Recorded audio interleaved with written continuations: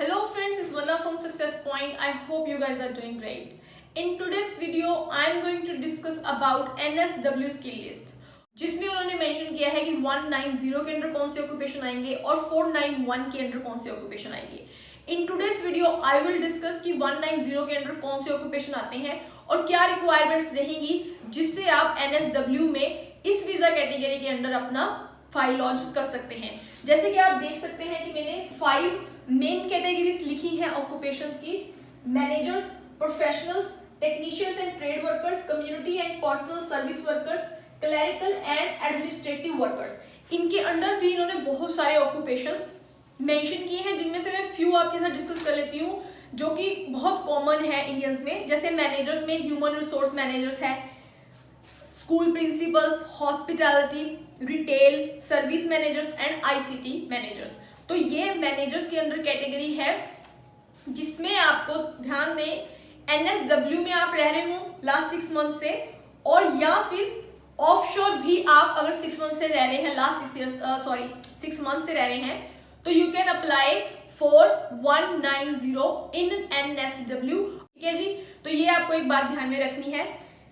और जैसे कि पहले आपको पता है कि एनएसडब्ल्यू में अगर आपको 190 में ईओआई डालनी होती थी तो वो वहाँ का एक्सपीरियंस ही कंसीडर करके चलते थे कि अगर आपने एनएसडब्ल्यू में कुछ काम किया है अपने ऑक्यूपेशन से related, then you can launch 190 and then there are chances to get success in this visa category. But now they have made some rules very lenient.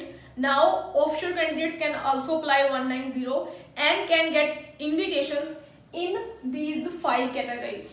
If I talk about professionals, so under professionals there are many occupations which I am going to describe: accountants, economists, civil engineer, mining engineers, secondary school teachers, university lecturers and tutors, registered nurse, social worker, technician and trade worker, which is the 3rd category, motor mechanics, plumber, electricians, chef, cook, hairdresser, and 4th is community and personal service worker.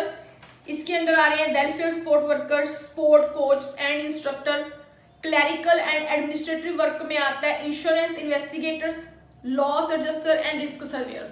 ठीक है. Clerical में सिर्फ एक ही category है जो कि ज्यादा बच्चों में कॉमन नहीं है, जो ये 2 है 1 2 3, ये तीनों जो है ये काफी कॉमन है, जिसमें अकाउंटेंट्स आ गए, शेफ आ गए, रजिस्टर्ड नर्स आ गई, इंजीनियर्स कैटेगरी वाली आ गए. ठीक है. इसमें प्लम्बर आ गए. ठीक है. शेफ आ गया, कुक आ गया, यहाँ पे मैनेजर्स में स्कूल प्रिंसिपल आ गए, ह्यूमन रिसोर्स मैनेजर्स आ गए, रिटेल कोई सर्विस मैनेजर, ये सारे मैनेजर्स कैटेगरी में यहाँ पे आ गए हैं.